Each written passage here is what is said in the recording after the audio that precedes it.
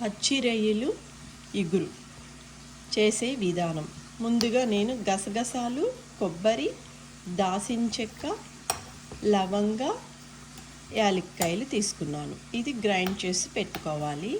దీనికి మసాలా. ఇవి పచ్చి రొయ్యలు ముందరే ఉడకపెట్టి నేను ఇలా పెట్టేసుకున్నాను.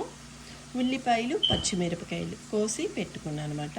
చేసేటప్పుడు మీకు ఒక్కొక్కటిగా చూపిస్తాను చూడండి. దీంట్లో నేను ఏమి వేస్తున్నాను అనేది కూడా చూపిస్తాను చూడండి. పచ్చి రొయ్యల ఇగురు చూడండి. మసాలా గ్రైండర్ చేసేసుకున్నాను. రొయ్యల ఇగురు, పచ్చి రొయ్యల ఇగురికి మసాలా కూడా గ్రైండ్ చేసేసుకున్నాం. ఒక ప్యాన్ తీసుకొని 2 గరిటెలు నూనె వేసానమాట పచ్చి రొయ్యల ఇగురు చేయడానికి. ఇప్పుడు నేను ఉల్లిపాయ ముక్కలు వేస్తున్నా.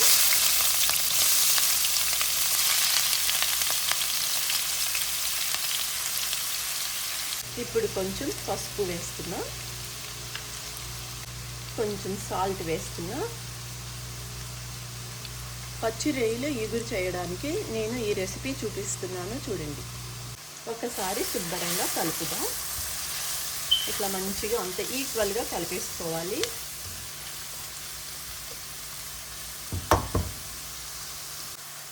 నేను ఇంట్లోనే అల్లం వెల్లుల్లి పేస్ట్ చేసుకున్నాను. ఫ్రెష్గా వేస్తే దాని రుచి వేరుగా ఉంటుంది.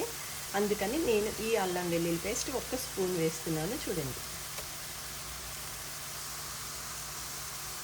ఒకసారి శుభ్రంగా కలుపుదాం.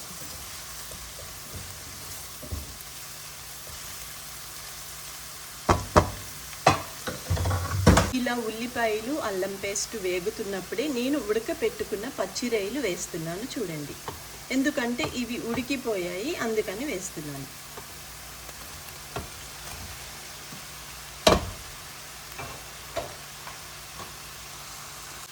ఈ పచ్చి రొయ్యలు కొంచెం ఉల్లిపాయతో పాటు అల్లం వెల్లుల్లి పేస్ట్తో పాటు కొంచెం బాగా వేగితే చాలా బాగుంటుంది.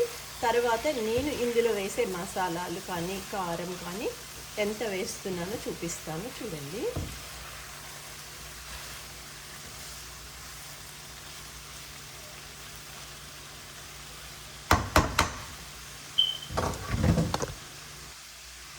ఇప్పుడు ఒక 10 నిమిషాలు మగ్గనివ్వాలి. ఇప్పుడు మూత తీసి పచ్చి రొయ్యలు మగ్గాయో లేదో చూద్దాం. చూడండి, పచ్చి రొయ్యలు శుభ్రంగా మగ్గిపోయాయి. ఒక్కసారి కలిపేసి చూడండి ఎంత బాగా మగ్గాయో. దాంట్లోనే మనం నీళ్ళు వేయకపోయినా కూడా నీళ్ళు వచ్చేసాయి. ఇప్పుడు దీంట్లో నేను కొంచెం టమాటా వేస్తున్నాను. ఇగురు కదా, కొంచెం టమాటా వేస్తే బాగుంటుంది.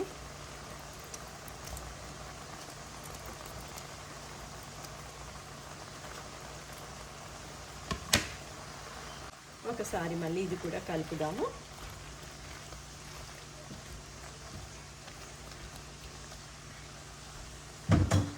ఇప్పుడు మూత పెట్టి ఒక 10 నిమిషాలు ఉడకనివ్వాలి. మళ్ళీ ఒకసారి మూత తీసి చూద్దాము. చూడండి, పచ్చి రొయ్యలు బాగా ఉడికిపోయాయి. ఎందుకంటే నేను ముందరే ఉడకపెట్టుకున్నాను కదా. ఇప్పుడు ఇందులో నేను ఏం వేస్తానో చూడండి. ఇప్పుడు మూత తీసి ఒకసారి చూద్దాం. చూడండి, చాలా బాగా ఉడుకుతున్నాయి పచ్చి రొయ్యలు. ఇప్పుడు దీంట్లో నేను ఇందాక నేను గ్రైండ్ చేసుకున్న గసగసాలు, కొబ్బరి, మసాలా అంతా వేస్తున్నాను. ఏంటి ఇంకా నేను కారం వేయలేదు అని అనుకుంటున్నారా? ఇప్పుడు కారం కూడా వేస్తాను చూడండి. 2 స్పూన్లు కారము. ఇప్పుడు శుభ్రంగా కలుపుకుందాం.